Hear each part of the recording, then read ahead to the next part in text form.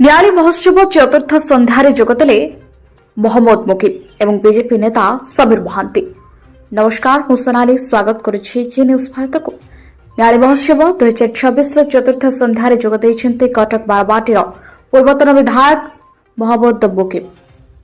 मुख्य अतिथि रूपे जोगदेइथिले सम्मानित अतिथि रूपे जोगदेइथिले राज्य बीजेपी पूर्वतन सभापति समीर महांती, राष्ट्रीय अध्यक्ष विश्व मानवाधिकार संगठन डॉ दिलीप कुमार विश्वाल, संसद प्रतिनिधि ज्योतिरंजन महांती, युव समाजसेवी रंजन कुमार लेंका, जिला परिषद सभ्य देवाशीष षडंगी, महोत्सवर सभ्य विष्णुचरण स्वाई प्रमुख जोगदे न्यायालय इतिहास भौगोलिक स्थिति उपर आलोचना करथिले। एक कार्यक्रम को महोत्सव परिचालना कमिटीर सभापति राजेन्द्र पंडा परिचालना करथिले। शेषरे सभ्य विष्णुचरण स्वाई धन्यवाद अर्पण करथिले। ଏହି ଉତ୍ସବରେ ଅନେକ ସମାଜସେବୀ, ସରପଞ୍ଚ, ସମିତି ସଭ୍ୟ ସଭ୍ୟା ମାନଙ୍କୁ ସମ୍ମାନିତ କରିଥିଲେ। ନ୍ୟାୟାଳୟରୁ ତେଜସ୍ୱୀଙ୍କ ରିପୋର୍ଟ, ଜି ନ୍ୟୁଜ ଭାରତ।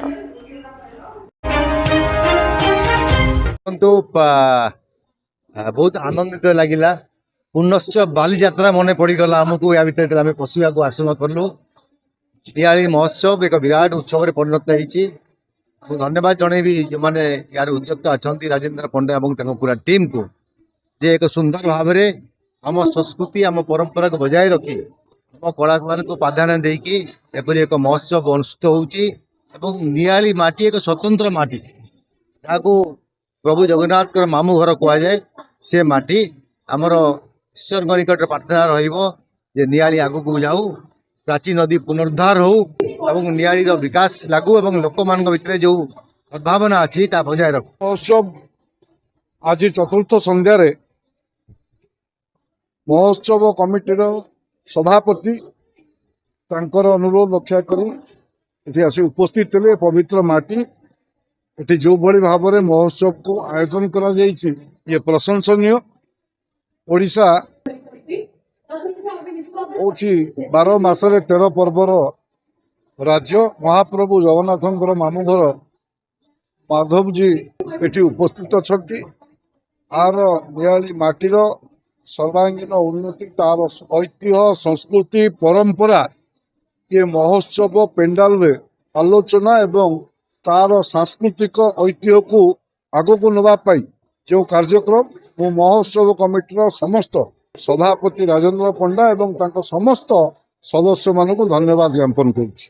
प्रणाम प्राची। महोत्सव को आसी बहुत भल लगिला। कमिटी मोर यहाँ सेकेंड विजिट, सेकेंड टाइम मु अटेंड कली महोत्सव को।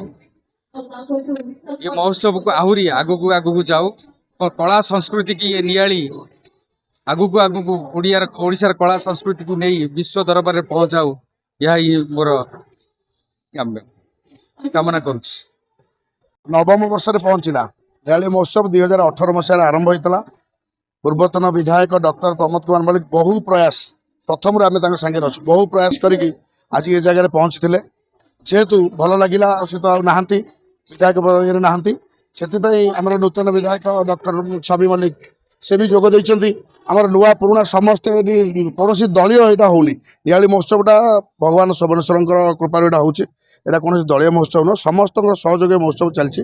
सम्मान्य अतिथि आसते मोहम्मद मुकिम भाई आसते, आमर बीजेपी पूर्व सभापति आसते, मु भी थी, आमर फंटू भाई भी थे, आमर राजेन्द्र प्रसाद पंडा जी की सभापति तो नहीं कि से बहुत मान परिश्रम कर अक्लांत परिश्रम कर अनुष्ठान आगे नहीं साथ दौरान आमर अक्षय कुमार सेनापति एवं चुमुकी नानी जे गोटे भौणी तार देह खराब सत्वे भी से बुली बुली समस्त भल अनुष्ठान के जगह ये अनुष्ठान आहरी आगू बढ़ी चलो।